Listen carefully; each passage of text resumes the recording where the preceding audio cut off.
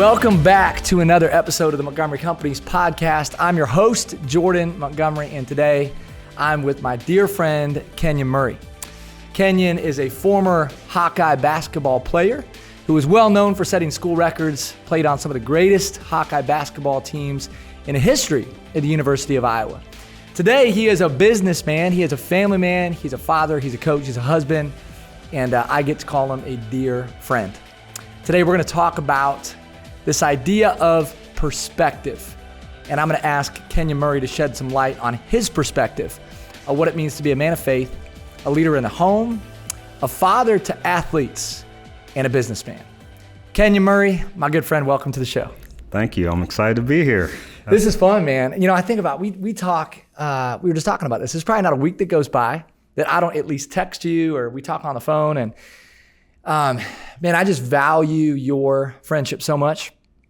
And I think about all of the different topics that we cover, from faith to basketball to business. Yeah. Like, we just chop it up about everything, man. And I just appreciate that about our friendship. Those types of friendships where you can talk about so many different topics and get real with people and go deep are different types of friendships. So I just wanted to say that to you, man. I value that. Appreciate it. No, it's one of those things that's great because you don't have a lot of people you probably can do that with. And when you find someone and you connect with someone like that, you value every minute, whether it's 1 minute or 30 minutes. It's a value add to your life. And so I think you and I have connected on a number of different things, like you said. So it's just fun having somebody to, I don't know, use the word riff a lot about things. So it's true. Absolutely. It's true. Yeah. Yeah, I think at the beginning of our friendship, man, we would try to have like 10-minute conversations and it would be an hour later, you know, and we're still talking. So, but today we're going to have a different conversation with some friends involved. We want to say thank you, first off, for making the time today. And, you know, one thing that you always bring up in our conversations is this idea of perspective, right? You have this ability, man, this is true of you. You have an ability to zoom out. You're always zooming out. You're like, well, you always say this. Well, the way I look at that is, you know, or well, one way to look at that is. And so I want to talk to Kenyon Murray, the former athlete. I'm going to talk to Kenyon Murray, the family man. We're going to talk to Kenyon Murray, the businessman. Right. And I want you to just shed some perspective to our listeners. Right. And what you've learned in your journey. So much of our conversations, I think, fall into the category of leadership. I know you're passionate about leading people. You lead in business, you lead in your home, you still lead in the world of sports. And so we're going to talk about leadership and perspective. And man, I'd love for us just to go back to the glory days. So 92 to 96, you came into Iowa as Mr. Basketball in the state of Michigan, Battle Creek Central, right? Yep. And you were the all-time leading scorer in your high school. Yep. You were a big-time get for the University of Iowa, one of Tom Davis's biggest recruits ever. Some would say. You know, I mean, that's just the truth. For those listening, that's just the truth. And that's well documented in Hawkeye country. 92 to 96, you play 4 years, some great teams. You graduate as the all-time leader in steals, right, at the University of Iowa. And I think still probably to this day, the only get for University of Iowa, Mr. Basketball in the state of Michigan. Yeah, even though we had some great guys like B.J. Armstrong, Roy Marble, I guess I was one of the lucky ones to be able to win it in a state that produced so many really good basketball players. But yeah, I think that might be so much talent. Yeah, and then you played against the Fab Five. Yep. Right, in Carver Hawkeye Arena. Yeah. And beat them. Yeah. One of the great games. Yeah, that still comes up, man. Like, why'd you choose Iowa over Michigan? And so there's a lot that goes into it. Like, you look at the visit I had to Michigan, it wasn't great, but I think having the opportunity to play and contribute right away was a big part of it. Not that I wouldn't have been able to go to Michigan and do that, but I saw my role here. It was more defined and clear. So that led me down the path to becoming a Hawkeye. Talk to us real quick for the Hawkeye fans about Dr. Tom Davis. What was your relationship like with Tom? It was up and down. Let's just be real. You know, I was one that, and I probably had the needling of one of the other coaches to not hold back. And I think Coach, even though I sometimes drove him crazy, he knew that he was going to get 100% out of me. And so I think, like everybody goes through ups and downs, and everybody looks at their career at times like it didn't work out the way they wanted it to. But I think from a perspective, now looking at it, I wasn't supposed to do certain things in the basketball world that I thought. I wasn't supposed to go pro or whatever. But the relationship we had was great. As soon as Chris and Keegan committed, he gave me a call and congratulated me. So we still have a relationship to this day. We don't talk all the time, but whenever we do, it's like we haven't missed any time. You know what I'm saying? So I learned a lot from him. I think the one thing he gave us at Iowa was balance, because we lose the last game and it's like, I don't want to see you in the gym for 2 weeks. I want you to be a student, get your grades in order. I want you to be, I just want you to have the life of a college student. So 2 weeks, and then we can get back at the basketball part of it. Is it true that he would not have you condition in practice? Is this just like is this a myth? Is this a funny thing? Is there truth to that? Conditioning came from doing what we did best, and that was pressing. So first day, first practice, back in those days we did 2-a-days, but very first practice, I'm a freshman, one of the first drills we did, all right, let's jump in the press. And so it was like, all right. And so he always believed from the conditioning standpoint, because I always ask that question, like, why are we running? They're like, well, coach believes that if you want to play, you're going to do the work. So part of coach's, I guess, philosophy was they're going to have to grow up and be men anyway. They're going to have to push themselves and motivate themselves. So why not start here? And if you're not in shape, you don't play. That's tough love. I like it. Right. Yeah. So we talk about perspective, man. You were given a gift of perspective at a really young age during your Iowa Hawkeye playing days when you lost a really dear friend in Chris Street. Yeah. And if you're not a Hawkeye fan and you're listening to this episode, Chris Street was a Hawkeye legend, right? Special guy. Yeah. Tell us what you learned, and also tell us who Chris was to you. Yeah. So for me, and obviously having the boys at Iowa now, people bring up the story a lot because one of my twins, Chris, is named after him, though it's spelled different. For some reason, people didn't get the correlation. But either way, Chris was a mentor to me. Like he was a big brother to me. When I came here, when I visited, funny story is he took me to class with him. It was an English lit class or something, and the teacher asked a question. Nobody raised their hand, but here's a senior in high school that puts his hand up and answers the question. We get out of the class, and Chris is like, "You can't be showing me up like that." So like we really bonded on the visit. Sunday before I left, it's like, "Hey, I'm gonna see you in the fall, right?" And I was like, "Yeah, probably." So we really bonded over that. And then once I got on campus, he was really the one that I don't think I wouldn't say make it, but I probably wouldn't have had such a successful year on the basketball floor, especially that first semester without him, just kind of getting me through things, the workouts, the lifting, and all those kind of things. When I was down or I didn't have a good practice, he's like, "Let's go to the gym." So he was one of those guys that kind of was showing me how to do it. And then if we need to get out of town, and Mike and Patty talk about this a lot, Chris, we'd show up at Sarah's volleyball games out of nowhere, and here's 6'9" Chris Street and 6'5", or used to be 6'5", Kenyon Murray walking in the gym, and so like everything would stop. So he really just took me into the family, and Patty always called me the little brother that he didn't have. So we had a pretty special relationship the short time that we were friends, and well, we still are, but you know what I mean, just the short time we had together here on earth. So yeah, man, special guy. Yeah. Loaded question. What is the greatest lesson that you've learned as an athlete playing sports? Probably to always believe in yourself, regardless of what people think. I think for me, as the athlete that I was coming in with all the accolades that I had coming in, it was easy for people to think that I was always confident, right? So we all doubt ourselves at different times. And one of the first times I doubted myself was that summer on campus when I made a move like I normally would, and I thought I got fouled, but one of the seniors told me it wasn't a foul. This isn't high school anymore. So I say that to say this, like your confidence can be taken at different times. So as an athlete, you always have to believe in what I tell Chris and Keegan, believe in the work that you've done to get here. And so for me, when Keegan was struggling with his jump shot this year, asking me questions, it was like, you've always been a shooter. You have to go back and trust what you've done all these hours in the gym. And so I think that's the one thing that I probably learned more is always believe in yourself, believe in the work you put in, because I think only you can say if you've put in enough time or enough effort to be able to perform on the floor. And if you do that and you believe in yourself, then I truly believe things will work out. So for me, that was probably one of the bigger things.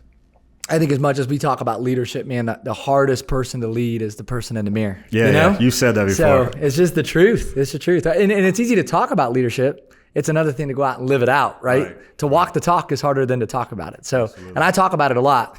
I don't always walk it out. So, all right, let's transition. I want to talk about perspective and leadership in the context of being a father to athletes. So we have a lot of people listening who are parents, some who are parents to athletes, some who are not. Right. But I think there's a lot of wisdom that you're about to drop about leading young people as a parent and loving them in different seasons of life. So right now you're in a season of life. McKenna is a freshman at Cedar Rapids Prairie, and she's getting a lot of attention from college coaches as an athlete, which is really cool. And she hasn't done anything. Right? But there's big time potential in her future. And then Demetrius is your son, adopted son, is that right? Yep. Okay. Broke all kinds of records at college for football. Yep, big time athlete himself. And then Chris and Keegan, the twins, it's well known that they play ball at the University of Iowa. Again, if you're not an Iowa fan, you should know that. Big time future as Iowa Hawkeyes, and played on a team this year. It's one of the greatest teams in Iowa basketball history. So you got these two sons who, by all intents and purposes, were kind of on like a level playing field, right? And they always sort of have been all throughout childhood, high school, prep school, because of the position they play and because of some circumstances. Keegan gets thrust into the scene as a freshman, plays a lot. He was on the all Big Ten freshman team. Chris doesn't play as much. Yeah. And so I want to hear how you're handling this as a father. And then I want to hear what your conversation is like when you talk about leadership and perspective with the boys. Like, what's that like? Yeah. So, this question has been asked a lot with Keegan playing and Chris not. But the conversation has always been, and my wife probably brings more balance to it than I do, because I told them, if you need me, I'll be there. So a lot of times, the hardest thing for me was to step back from being their coach, because I've coached them since they picked up a basketball until they graduated from Prairie. That was one of the hardest things I had to do, was just take a step back and not be involved in everything day to day when it came to basketball. But in this situation, it was always encourage Keegan to continue to do what he's doing. Trust yourself, those kind of things. For Chris, keep the same mentality, because you never know when your number is going to be called. The only reason Keegan was probably thrust into the limelight before Chris, obviously we saw, Nunji lost his dad, and so that opened things up. But Keegan had shown during the preseason just a little bit more consistency when it came to his defense and rebounding, which is shocking, because I always had to jump on him about defense in high school, and Chris was always the much better rebounder. And so when we think about it, Michelle and I are like, they both can do this, but it's just a matter of showing that consistency. So my thing was, if you play defense and rebound, you may see time. On this team, I don't know how much time that's going to be, but like you said, because of situations and circumstances, Keegan was able to take advantage. I think we're really loaded at the three, which you look at Wieskamp and Patrick and Connor can slide this way or that way, depending on the lineup. It was just a tough spot for him to be in. Most coaches or most people don't understand. You want to keep a rotation to 8 or 9 guys. You start getting to 10 or 11, it gets to be an issue. So though I felt Chris could have played, I also had to sit back and, one, trust the coach.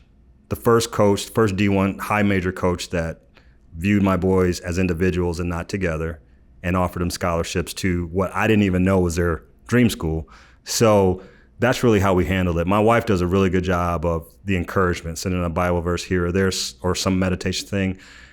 But we always told Chris, just, be there, be present, and be the same every day. And he's used to it, because I benched him at Prairie when he was a sophomore. Keegan started, he didn't. He earned more minutes as the season went on, but it's happened before. Next year, he was unbelievable. Keegan played well, but he was just hands down the best player on our team. And so that's all I'm saying is Hawkeye fans need to watch out, because if he does that again, it's going to be crazy. I'm thinking back to a point in the season, and I remember you and I were texting about this. I think I reached out to you in a public forum. There were some people that said some things about other players on the team that actually played in front of Chris, right? And the comments were almost like, hey, this guy maybe shouldn't play. We think Chris could play. And you stepped in, even though it's your son that they're talking about, and defended the coach's position, even when that meant your son wasn't playing. Right. And so I just thought, man, what an awesome example of here's what it looks like to support a team, support a coach, even when it means that your child might not be in a great position, right? Or isn't the beneficiary of that decision. What would you say to some parents who are listening? Because this has been very public, right? I mean, you're dealing with. I mean, this is the main stage, right? Yeah. When you think about this situation and other similar situations, you've got parents who are listening. It's like, man, my kid isn't getting a fair shake, isn't getting what they deserve. What would you say to a parent who's in that similar situation? The first thing I'd ask is, one, you're not there every day. So you don't know what practice is like. That's why for me it was always Keegan, how's Chris doing? Chris, how's Keegan doing? Because those two guys are always honest with what they think the other one did or didn't do. So for me, I would say you have to, first of all, have an honest conversation with your son or daughter as far as what they're doing. Do you know all the plays? Do you know what coach is asking for you? Do you, even if you're not in, are you supporting the other teammates? Gino Auriemma is a proponent of, he watches great players when they're not in the game, or he watches great basketball players play other sports because he wants to see how they interact with their teammates or lead when they're in a different situation. And so for me, I would tell those parents, you have to have an honest conversation with your son or daughter about what kind of effort you're putting in and those things that I mentioned.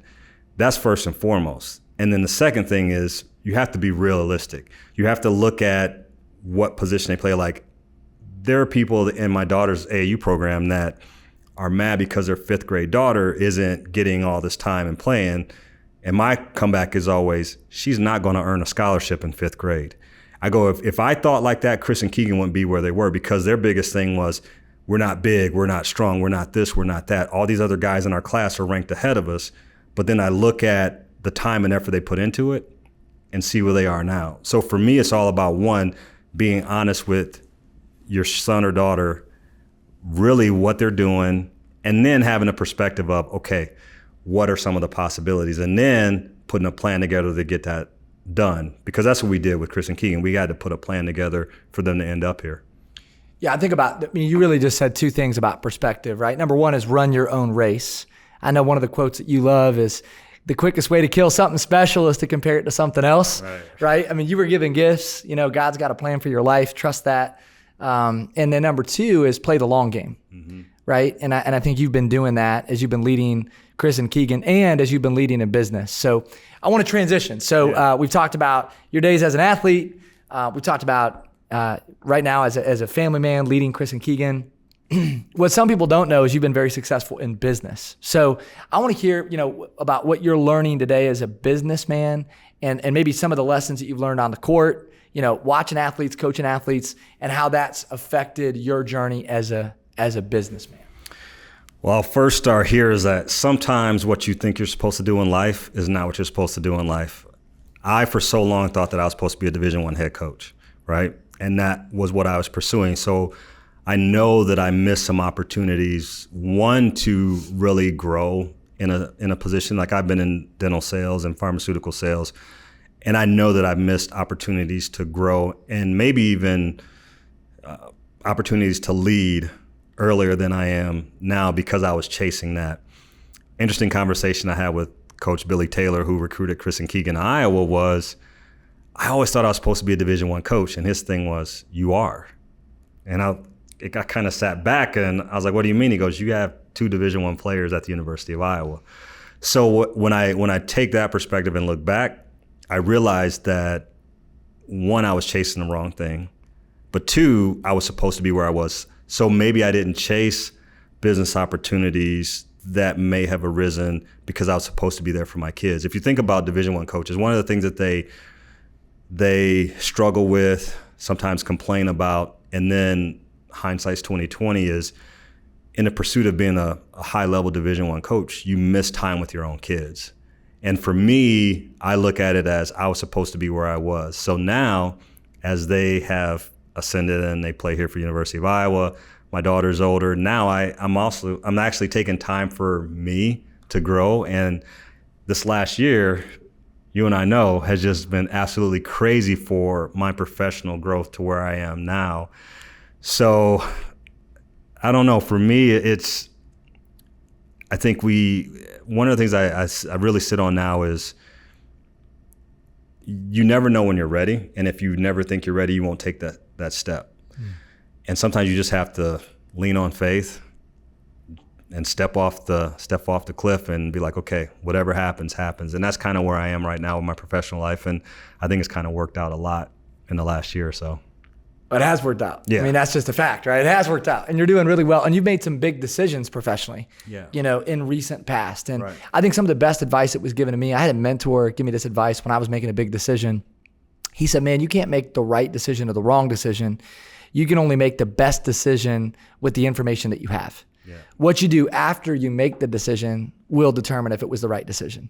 Absolutely. Right? And so I just love watching you succeed, man. It's been fun to watch you succeed. And I love what you said about Chris and Keegan and being able to watch all their games, right? Yeah. And McKenna too. Like, let me ask you this. Have you missed a minute of Chris and Keegan's games? And if so, was it because you were watching McKenna? Yeah, we've done that this year. So Michelle and I split up. She came to the Iowa game and I went to McKenna's game. And one of the things that's been great, because people may know the story now, but Chris and Keegan went to post-grad school. So once they graduated from high school, they need to get bigger, stronger, and really kind of change their mentality to be high-level Division I athletes. So they end up at DME Sports Academy in Daytona Beach. Though I was robbing Peter to pay Paul, we were able to kind of live in two households. My wife moved down there in an apartment, a 3-bedroom apartment. She was there with them for 6.5 months. But during that time, I was with my daughter. And like, you talk about the relationship between her and I, it's just been so fun. And she probably would rather have me at the basketball games than her mom. And so that's really when we knew we had to split up. I was like, I got McKenna, you go ahead and go to the boys' game. So yeah, like that's really the only time. And the beauty of everything being on TV is you can always watch it. So yeah, I think our family has grown closer through this, through COVID and everything else. But yeah, honestly, the best thing in the world now is just being a husband, a dad, and waking up and being happy about that. And work is easy because for me, I know why I wake up every day. I'm happy I wake up every day. Like it's, like I look at it like work is easy, so. I don't know. Love that, man. Yeah, I love that. Well, there's a depth to you, man, that is so real and attractive, right? It hasn't always been there. It's crazy. I'll ask you something simple about basketball, and then all of a sudden we're talking about like parenting and faith, and I'm like, well, I really just wanted to know about the game, or whatever. But I appreciate the way that you go deep, man. Like you always have an interesting way of looking at things, which is why we're having this conversation. This one's for Hawkeye Nation. Future of Hawkeye basketball next year. So we lose Luka Garza, who just became the consensus player of the year, by the way, and special athlete. Tell us about next year. As you see it, what do you expect out of the Hawkeye basketball team? Man, I'm really excited from this standpoint because people saw glimpses of what Aaron Eulis, Tony Perkins, Patrick, Chris, Keegan, what they could do. And for me, I think I've said this looking forward. Fran needs to play next year like he did when he was at Siena. When he had those teams at Siena, when they ran up and down and they pressed and got after guys on the defensive end, that's the kind of athleticism he's going to have. Now, we do need some bigs, obviously, with Nunji transferring, Luka gone. We need some bigs to help as long as Josh continues to develop. But for me, I see a more exciting brand of basketball from that standpoint. Not that this year wasn't exciting, but just different athletes on the floor.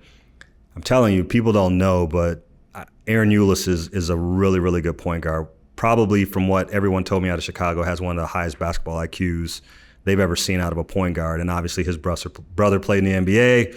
So I think fans will be happy with what they're going to get. I think they say, well, we're losing shooting. And, you get CJ back, and we're not sure what Joe's going to do yet. But I think that the expectations may be lower, but I believe this team could exceed those, if that makes sense. So I'm excited for next year, not just because Chris and Keegan will be on the floor more, but just with everybody, with the youth and the athleticism. I think it's going to be a fun fun brand of basketball to watch. Well, it should be one of the more athletic teams we've had in a long time, right? That's for sure. Peyton Sanford comes in, nice player out of Waukee. And then we need a big man, right? So we're getting that figured out. Hopefully the transfer portal gives us a gift. Yeah. But yeah, man, I think it'll be a special year. What is so we both share a unique friendship with the McCaffrey family. Yeah. I want to hear it from your lens. What's something about Fran and Margaret McCaffrey, maybe the coaching staff at Iowa, that other people don't know that you know or you get to see as a parent of two athletes? Yeah, I think for me, the one thing is how far Fran and I go back, because he recruited me as an athlete when he was an assistant coach at Notre Dame. And honestly, I would have gone to Notre Dame if Digger Phelps wouldn't have resigned.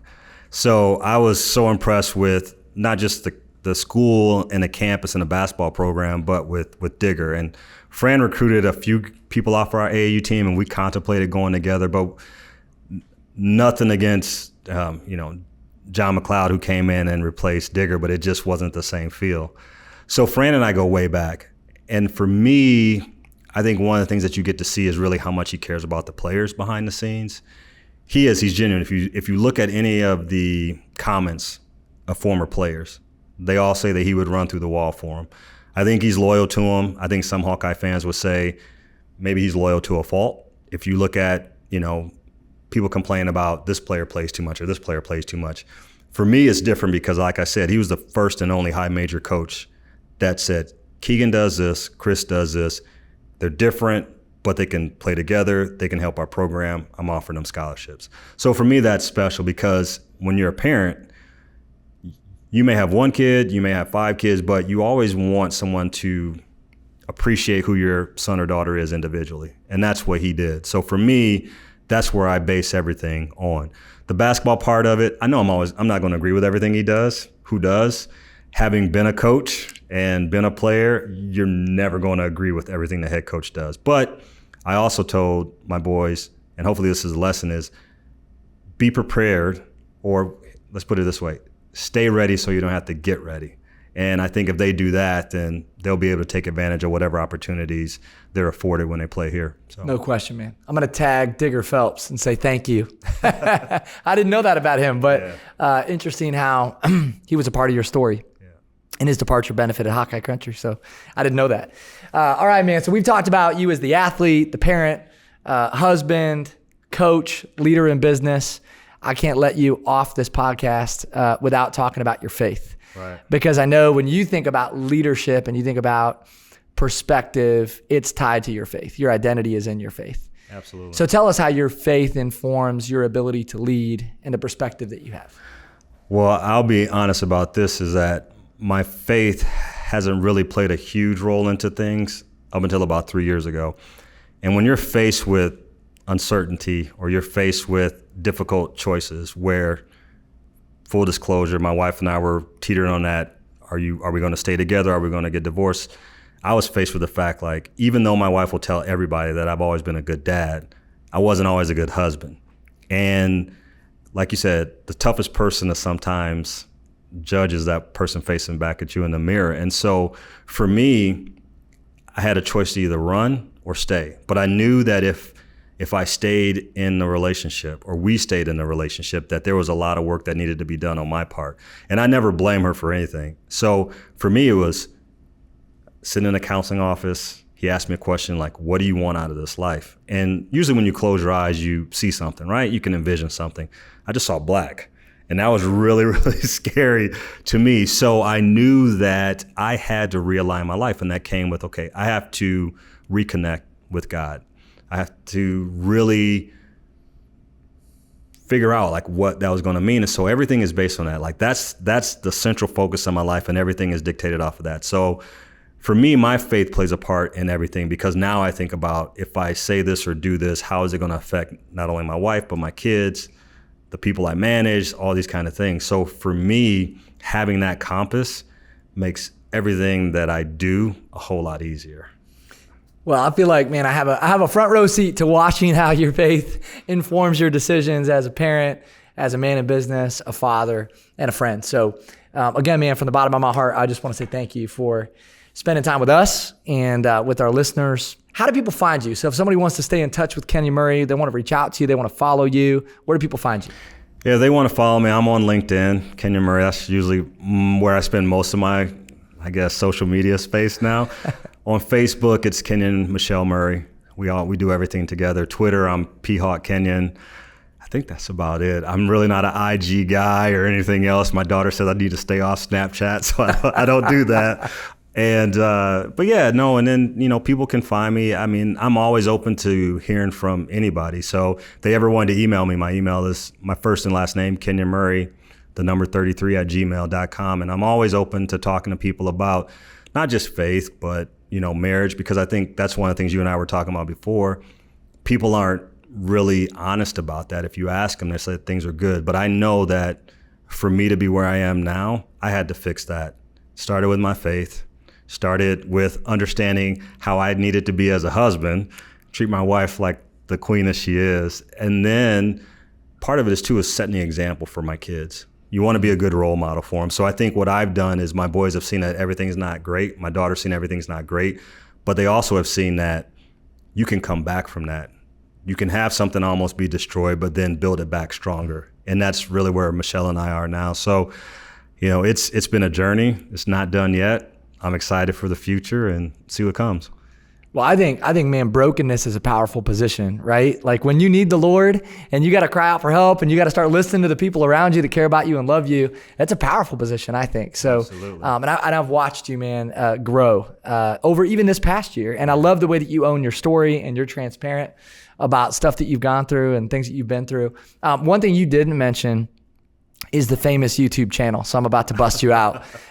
Kenyon Murray has, just if you're listening, so he's laughing, he's like shaking his head. A YouTube channel. Kenyon, where do they find you on YouTube? On YouTube, it's Marriage WTF, and everybody knows what WTF usually stands for. But for Michelle and I, this was part of our therapy. And honestly, our counselor encouraged us to do this.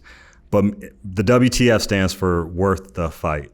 And so we haven't done some videos in a long time, but it's crazy we're still getting subscribers. But it's really a raw look at the emotions and things that we had to go through in rebuilding our marriage. And it chronicles from the time that we decided to go into counseling until I think when we dropped the boys off in Florida, or not dropped them off, but moved them to Florida. And we did a couple episodes since then. We've talked about getting back, but following 2 Hawkeye players and a daughter who plays everything and work, we just haven't gotten to it. But I think there are some good lessons in there still. So no question. So one more spot they can check you out, Marriage WTF on YouTube. Yep. And again, man, I appreciate the way that you have owned your journey and your story, specifically in that area of your life. Hey man, such a pleasure having this conversation with you today. And thank you again, man, for making the time. I appreciate it. It's been fun. God bless you. God bless you, my brother.